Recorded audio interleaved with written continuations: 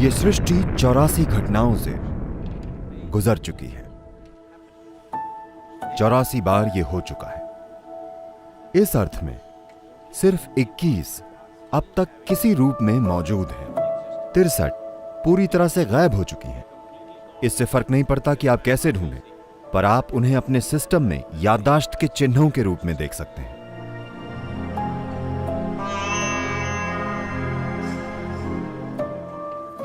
चौरासी एक महत्वपूर्ण संख्या है आज हमारे जीवन में, चाहे हम इसके बारे में जागरूक हों या ना हो। 84 क्यों महत्वपूर्ण है? इसलिए क्योंकि यह सृष्टि गुजर चुकी है 84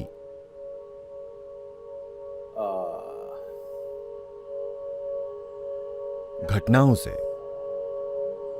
84 बार यह हो चुका है। यह 84वीं घटना है। आज आधुनिक विज्ञान प्रमाणित करता है कि पूरी सृष्टि बस कंपन है। यह मेरा आविष्कार नहीं है, यह वैज्ञानिक तथ्य है। जहां कंपन होता है वहां ध्वनि भी होगी। हाँ, क्या ये ठीक है? मैं तार्किक रूप से चरण दर चरण जाना चाह रहा हूं। जाने के और भी तरीके हैं, बस ऐसा करके मैं आपको एक अलग तरीके से समझा सकता हूं, लेकिन हम चरण दर चरण जाना चाहते हैं। जहां कंपन होता है वहां ध्वनि भी होगी। क्या ऐसा है? तो आप सिर्फ एक कंपन नहीं हैं, आप एक ध्वनि भी हैं, बल्कि एक शोर है। वे जो आवाज कर रहे हैं और वे जो नहीं कर रहे हैं, आप सभी लोग एक ध्वनि हैं। यही आधुनिक विज्ञान कह रहा है।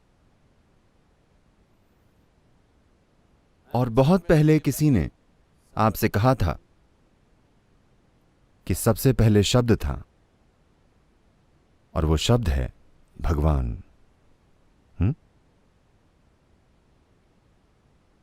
आप जानते हैं, बहुत पहले ये कहा गया था। ध्वनि एक शब्द है ना? बल्कि एक शब्द ध्वनि है। फिलहाल मैं अगर हां कहूं, क्योंकि आप ये भाषा जानते हैं, तो आप उससे एक अर्थ जोड़ रहे हैं। अगर आपको ये भाषा ना आती, तो जहां तक आपका सवाल है, मैं बस एक आवाज पैदा कर रहा हूं, है ना? क्योंकि आप उनकी भाषाएं नहीं जानते, आपको लगता है कि वो कुछ अजीब आवाजें पैदा कर रहे हैं। नहीं, वे कुछ बोल रहे हैं।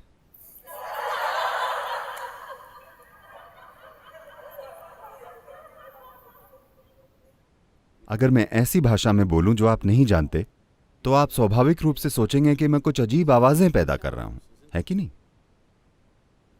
अगर मैं अभी इस समय तमिल में या कन्नड़ा या तेलुगु या कोई और भाषा में बोलूं जो आप नहीं जानते, आपको लगेगा मैं कुछ, आपको पता नहीं चलेगा कि मैं वाकई किसी भाषा में बोल रहा हूं या कुछ बकवास आवाजें पैदा कर रहा हूं, है कि नहीं? तो शब्द बस एक ध्वनि है। तो उन्होंने कहा कि वो शब्द है भगवान, क्योंकि कोई भी इंसान जिसने अस्तित्व को पास से देखा है, वो देख सकता है कि जिसे आप सृष्टि कहते हैं और जिसे आप सृष्टा कहते हैं, इन्हें अलग नहीं किया जा सकता। अगर आप उन्हें अलग करें तो सृष्टि का अस्तित्व नहीं रहेगा। जब तक कि इसे सृष्टा का निरंतर सहारा नहीं मिलता, एक पल के लिए भी यह सृष्टि की प्रक्रिया नहीं चल सकती,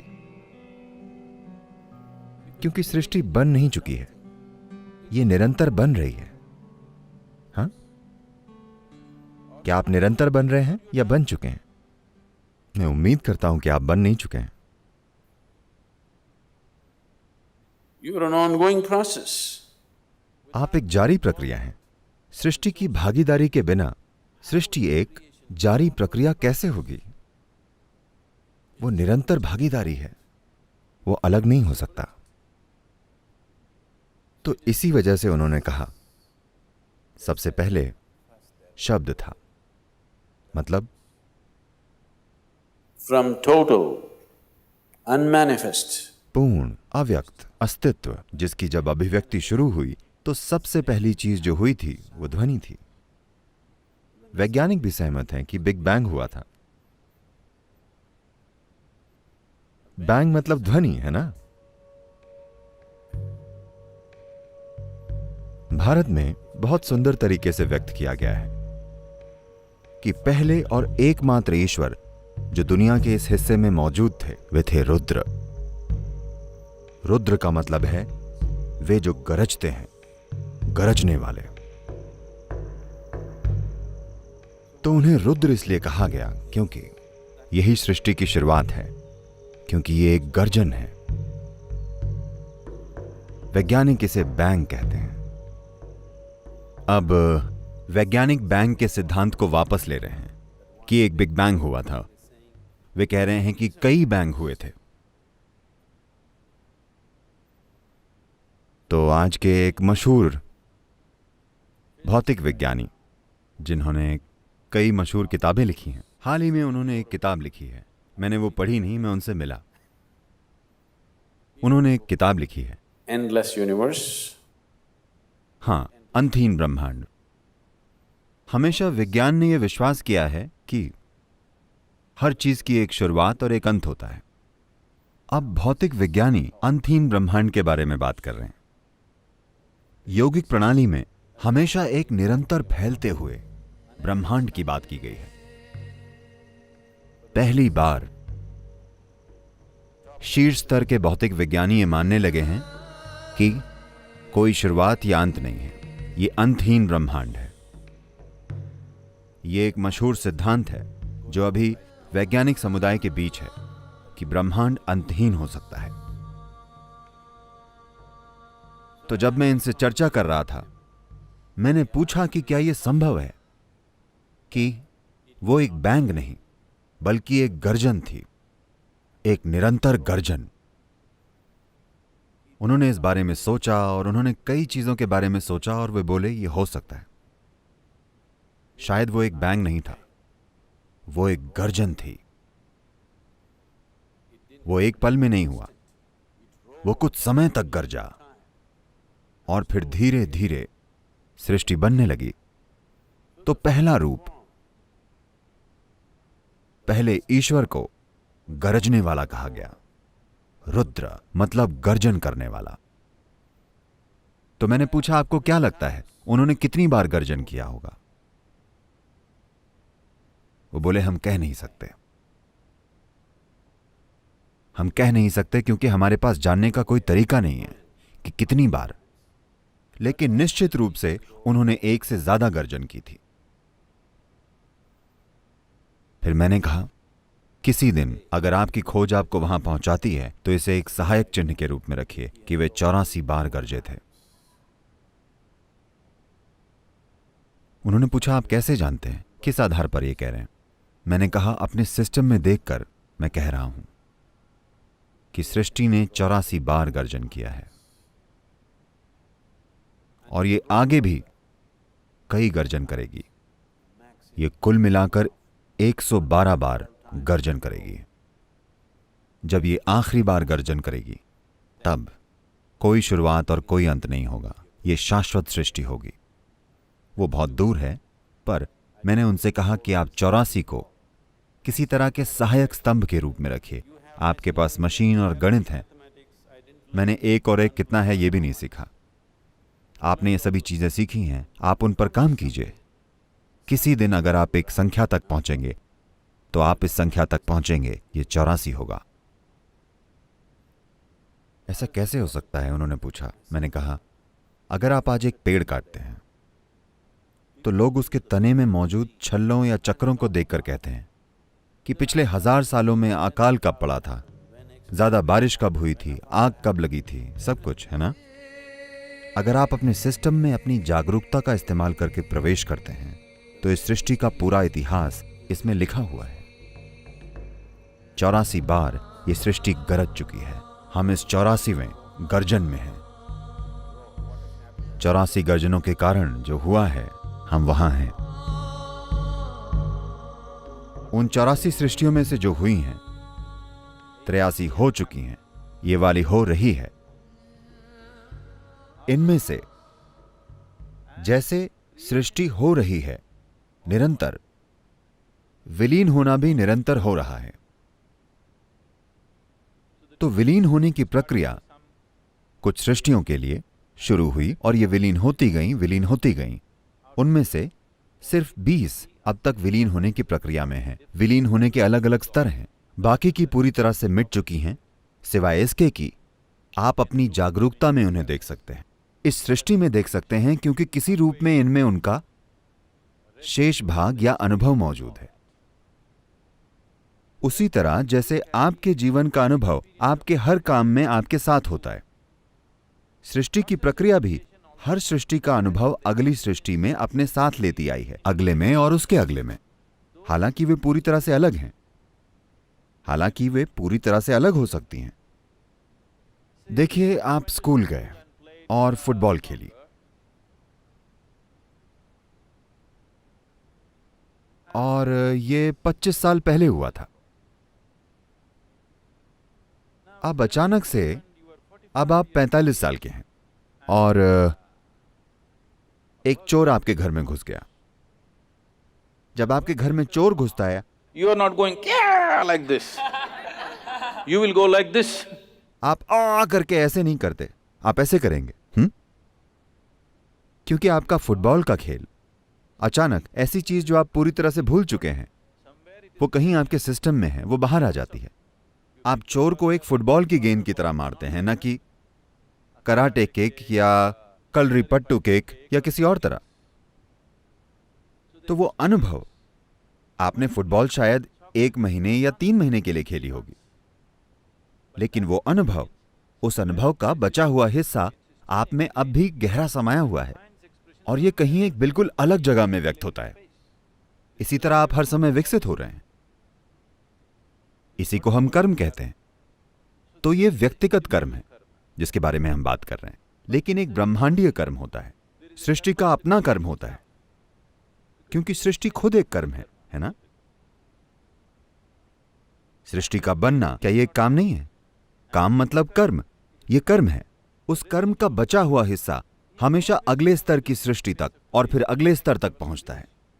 इस तरह से कुल मिलाकर 84 सृष्टियां हुई हैं या 83 हुई हैं। ये 84वीं हो रही है। इनमें से पुरानी सृष्टियां पूरी तरह से विलीन हो चुकी हैं। उनका अस्तित्व बस अपनी सृष्टियों में मौजूद अनुभव की छाप के रूप में है, पर वे जीवित नहीं हैं। लेकिन इससे पहले की 20 सृष्टियां अब भी अलग अलग स्तर पर जीवित हैं। कुछ बहुत ही धुंधली हो गई हैं, कुछ प्रबल हैं, कुछ ज्यादा प्रबल हैं, कुछ लगभग असली हैं, जैसे ये है। ये लगभग ऐसी ही है, लेकिन ये विलीन होने की प्रक्रिया में है। वहां सृष्टि की प्रक्रिया सक्रिय रूप से नहीं हो रही है। विलीन होने का यही मतलब है। देखिए, फिलहाल आपके लिए मृत्यु का क्या मतलब है? जब आप बच्चे थे, जितनी नई कोशिकाएं आप पैदा कर रहे थे, मान लीजिए 1 साल में आप 100 अरब कोशिकाएं बना रहे थे। जब आप 35 के हो जाते हैं, यह थोड़ा कम हो जाता है। जब आप 45 के होते हैं, यह थोड़ा और कम होता है। 55 की उम्र में और कम होता है, 75 पर और भी कम। एक समय आता है जब आप जो पैदा करते हैं और जो मरता है उसकी संख्या नए से ज्यादा है। इसी तरह से बुढ़ापा आता है। सृष्टि के साथ बिल्कुल यही प्रक्रिया हो रही है। विलीन होना हर समय होता है, यहां भी विलीन होना हर समय होता है, लेकिन नई सृष्टि हो रही है तो यह पूरी ऊर्जा से चल रही है। यह नई सृष्टि धीमे पड़कर रुक गई, तो कुछ समय बाद, कुछ समय अंतराल के बाद यह बस कम होने लगी, सिर्फ विलीन होने लगी, और कुछ समय बाद सिर्फ याददाश्त की छाप है, जीवित छाप बिल्कुल नहीं है। तो इस अर्थ में सिर्फ 21 अब तक किसी रूप में मौजूद हैं। बाकी की बची हुई 63, जी हां 63 पूरी तरह से गायब हो चुकी हैं। ये आपको नहीं मिलेंगी, इससे फर्क नहीं पड़ता कि आप कैसे देखते हैं। लेकिन आप उन्हें अपने सिस्टम में याददाश्त के चिन्हों के रूप में देख सकते हैं, क्योंकि वो छाप, वो अनुभव अब भी यहां है। ये एक असली चीज है। बाकी सभी घटते क्रम के अनुसार सक्रिय है। इनमें दो हैं, इस सृष्टि में दो हैं। एक भौतिकता है जिसमें हर चीज की याददाश्त है, दूसरा है सृष्टि का स्रोत जो भविष्य का आधार है। आप या तो अपने अतीत को अपना भविष्य बनने दे सकते हैं। जब आप अपने अतीत को अपना भविष्य बनने देते हैं, हम आपको देखकर कहते हैं यह उसका कर्म है। जब हम कहते हैं वो उसका कर्म है, इसका मतलब है कि वो अपने अतीत को अपना भविष्य बनने दे रही है। उसमें कोई नई संभावना नहीं है। यही बात है जब हम किसी को देखकर कहते हैं कर्म। हम बस यही कह रहे हैं कि वे अपने अतीत को अपना भविष्य बनने दे रहे हैं। उनका वाकई कोई भविष्य नहीं है, वो खुद को दोहराएगा। जब आप कहते हैं मैं आध्यात्मिक मार्ग पर हूं, तो आप एक स्तर पर यह कह रहे हैं कि आप वाकई ये कह रहे हैं कि आप अपने अतीत को अपने भविष्य के रूप में दोहराने नहीं देना चाहते। आप अपने जीवन को चक्रीय नहीं बनाना चाहते। आप अपने जीवन को आगे ले जाना चाहते हैं। आप उसे चक्रीय नहीं बनाना चाहते। पिछला मंत्र जिसका अभी आप उच्चारण कर रहे थे वो है पुनरपि जननम पुनरपि मरणम। मतलब ये चक्र, मैं इसे किसी तरह तोड़ना चाहता हूं, क्योंकि जब आप किसी चक्र में आ जाते हैं, जब आप गोल घूमने लगते हैं, तो आप कहीं नहीं पहुंचने वाले। जब आप कहते हैं कि कोई गोल घूम रहा है, तो इसका क्या मतलब होता है? इसका मतलब बस ये होता है कि वो कहीं नहीं पहुंचेगा। तो जब हम कहते हैं ये उसका कर्म है, तो हमारा मतलब यही होता है कि वो कहीं नहीं पहुंचेगा, क्योंकि घूमते हुए उसे ऐसा लगता है कि ये नई यात्रा है, ये नई यात्रा है, क्योंकि उसकी याददाश्त बहुत छोटी है। हर किसी को भूलने की बीमारी है। मां के गर्भ से पहले क्या था या मां के गर्भ में क्या था उन्हें याद नहीं। वे भूल जाने की स्थिति में है। इसलिए गोल घूमना नया लगता है, हर बार घूमकर नया लगता है। ये गोल घूमते जानवरों की तरह है। सर्कस में जानवरों को घुमाते हैं, ये बस वैसा ही है। भारत में विशेष रूप से योगिक संस्कृति में यह उदाहरण शायद कहीं योग सूत्र में ही है। ये वाला उदाहरण, उनकी तुलना तेल की चक्की के बैल से की जाती है। तेल की चक्की पर वे बैलों के साथ ये करते हैं, वे उनकी आंखों पर कपड़ा बांध देते हैं, उनकी आंखों पर कुछ बांध देते हैं, या फिर सब कुछ बांधकर बस इतना छोड़ देते हैं।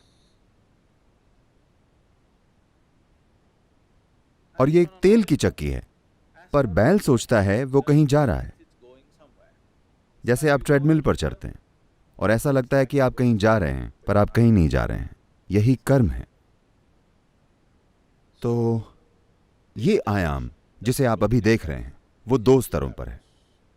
एक हो चुका है, दूसरा हो रहा है। तो उनमें से 83 हो चुके हैं।